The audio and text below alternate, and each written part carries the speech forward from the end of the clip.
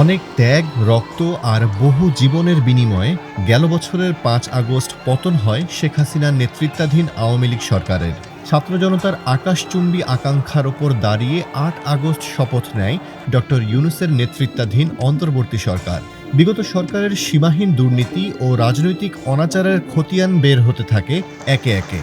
এসবের পাশাপাশি অভ্যুত্থান পরবর্তী মব সন্ত্রাস নিয়ন্ত্রণ, আইনশৃঙ্খলা পরিস্থিতির উন্নয়ন সহ নানা চ্যালেঞ্জ নিয়ে যাত্রা শুরু করে ইউনূস সরকার। রাষ্ট্রের বিভিন্ন পর্যায়ে প্রয়োজনীয় সংস্কারের জন্য গঠিত হয় বিভিন্ন কমিশন। এসব কাজের ফাঁকে চলে যায় ১০ মাস। সময়ের হিসেবে হয়তো খুব বেশি দিন নয়, কিন্তু রাজনৈতিক দলগুলো থেকে আসতে থাকে নির্বাচনের তাগিদ। বিএনপি ডিসেম্বরের মধ্যে নির্বাচন অনুষ্ঠানের দাবি জানিয়ে আসছিল। অন্যদিকে সরকারি তরফের বক্তব্য ছিল ডিসেম্বর থেকে পরের বছরের জুনের মধ্যে হতে পারে নির্বাচন। রাজনীতির মাঠেও পড়তে থাকে এর রেশ। এর ধারাবাহিকতায় বিএনপি সহ বিভিন্ন রাজনৈতিক দলের সঙ্গে সংলাপ করেন প্রধান উপদেষ্টা। এরপর ৬ জুন জাতির উদ্দেশ্যে দেওয়া ভাষণে ঘোষণা করেন নির্বাচনী রোডম্যাপ। ২০২৬ সালের এপ্রিলে নির্বাচন অনুষ্ঠানের কথা বলেন তিনি, কিন্তু এটিকে স্বাগত জানাতে পারেনি বিএনপি। তাদের বক্তব্য ছিল এপ্রিলের আবহাওয়া নির্বাচনের উপযোগী নয়। এছাড়া রোজা, পাবলিক পরীক্ষা ইত্যাদি নানা ইভেন্ট থাকায় ডিসেম্বরেই ভোটের জন্য উপযুক্ত সময় বলে মনে করেন তারা। এই যখন দেশের রাজনৈতিক অঙ্গনের অবস্থা, তখন বিএনপির ভাবনায় ছিল ভোটের তারিখ নিয়ে মাঠের রাজনীতিতে ফয়সালা করার। কিন্তু গণমাধ্যমের খবর, ঈদ উপলক্ষে দলের জ্যেষ্ঠ নেতারা চেয়ারপারসন বেগম খালেদা জিয়ার সঙ্গে দেখা করতে গেলে আন্দোলন নয়, আলোচনার মাধ্যমে মতভেদ নিরসনের পরামর্শ দেন তিনি। এদিকে ঈদের পর লন্ডন সফরে যান প্রধান উপদেষ্টা। সেখানে ১৩ জুন বিএনপির ভারপ্রাপ্ত চেয়ারম্যান তারেক রহমানের সঙ্গে একান্তে বৈঠক করেন ড. ইউনূস। এক বৈঠকেই অনেকটা ঘুরে যায় রাজনীতির মোড়। বৈঠক পরবর্তী যৌথ বিবৃতিতে জানা যায়, আসছে ফেব্রুয়ারির প্রথম ভাগে হতে যাচ্ছে ত্রয়োদশ জাতীয় সংসদ নির্বাচন। কি বলা যেতে পারে এটাকে? উইন উইন পরিস্থিতি? দুই পক্ষেরই কিছুটা ছাড়? আগেই বলা হয়েছে, বিএনপি সহ বেশিরভাগ রাজনৈতিক দল চলতি বছরের ডিসেম্বরের মধ্যে নির্বাচন করার দাবি জানিয়ে আসছিল। জাতীয় ঐক্যমত কমিশনের সঙ্গে রাজনৈতিক দলগুলোর সর্বশেষ বৈঠকেও দু-একটি ছাড়া সবাই ডিসেম্বর-জানুয়ারির মধ্যে নির্বাচনের কথা বলেছিল।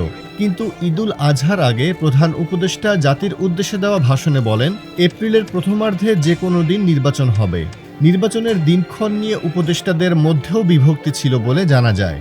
এক পক্ষ চাইছিল ফেব্রুয়ারিতে নির্বাচন করাই শ্রেয় হবে, অন্য পক্ষের অভিমত ছিল রাজনৈতিক দলের দাবি যাই হোক না কেন এপ্রিলের আগে নির্বাচন করা ঠিক হবে না। সে সময় প্রধান উপদেষ্টা দ্বিতীয় পক্ষের কথা মেনে নিলেন, কিন্তু সেই ঘোষণা সমস্যার সমাধান না করে আরও জটিল করে তুলল। বিএনপি ও এর সমমনা দলগুলো ক্ষুব্ধ প্রতিক্রিয়া জানায়। রাজনৈতিক অঙ্গনে ডিসেম্বর এপ্রিলের দ্বৈরথ চলতে থাকে। এ অবস্থায় সরকার একটি সম্মানজনক আপসরফা চেয়েছিল, যার প্রতিফলন ঘটল লন্ডন বৈঠকে। প্রশ্ন হচ্ছে, এপ্রিলের ঘোষণায় যারা সম্মতি জানিয়েছিল তারা কি ফেব্রুয়ারিতে নির্বাচন নিয়ে একমত হবেন কিনা? যৌথ বিবৃতিতে বলা হয়, তারেক রহমান প্রধান উপদেষ্টার কাছে আগামী বছরের রমজানের আগে নির্বাচন আয়োজনের জন্য প্রস্তাব করেন। দলের চেয়ারপারসন খালেদা জিয়াও মনে করেন ওই সময় নির্বাচন অনুষ্ঠিত হলে ভালো হয়। প্রধান উপদেষ্টা বলেন যে তিনি আগামী বছরের এপ্রিলের প্রথমার্ধের মধ্যে নির্বাচন অনুষ্ঠানের ঘোষণা দিয়েছেন। সব প্রস্তুতি সম্পন্ন করা গেলে ২০২৬ সালের রমজান শুরু হওয়ার আগের সপ্তাহেও নির্বাচন আয়োজন করা যেতে পারে। সেক্ষেত্রে সেই সময়ের মধ্যে সংস্কার ও বিচারের বিষয়ে পর্যাপ্ত অগ্রগতি অর্জন করা প্রয়োজন হবে। বিএনপির একটি সূত্র জানিয়েছে, প্রধান উপদেষ্টার আগ্রহেই এই বৈঠক হয়েছে। প্রধান উপদেষ্টা বিএনপি চেয়ারপারসন খালেদা জিয়ার সঙ্গে বৈঠকের আগ্রহ প্রকাশ করেছিলেন। খালেদা জিয়া বলেছেন, তারেক রহমানই এখন দল চালাচ্ছেন, রাজনৈতিক বিষয়ে তার সঙ্গে কথা বললেই ভালো হয়। বিএনপি ও অন্তর্বর্তী সরকার উভয়ের শুভানুধ্যায়ীরাও চেয়েছিলেন বৈঠকটি হোক। বৈঠকের আগের দিন স্বরাষ্ট্র উপদেষ্টা জাহাঙ্গীর আলম চৌধুরী বলেছেন, তারেক রহমান বাংলাদেশের নাগরিক, তিনি যে কোনো সময় বাংলাদেশে আসতে পারেন। গত ১০ মাসে তাঁর দেশে ফেরা নিয়ে কোনো উপদেষ্টা প্রকাশ্যে কিছু বলেননি।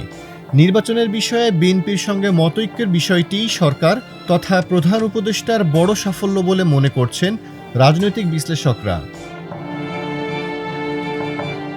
তারপরেও কিছু কথা থেকে যায়। এ ধরনের বৈঠক হয় সাধারণত দুটি পক্ষের মধ্যে। এখানে তো অন্তর্বর্তী সরকারের কোনো পক্ষ হওয়ার কথা ছিল না। ২৪ জুলাই অভ্যুত্থানে অংশগ্রহণকারী সব দল ও সংগঠনের সম্মতি ও সমর্থন নিয়েই মোহাম্মদ ইউনূসের নেতৃত্বে সরকার গঠিত হয়েছিল। কিন্তু তারা সবসময় নিরপেক্ষ থাকতে পেরেছে কিনা সেই আলোচনাও আছে। অনেক ক্ষেত্রে চাপের মুখে সিদ্ধান্ত নিয়েছে বলেও মনে করেন বিশ্লেষকদের কেউ কেউ।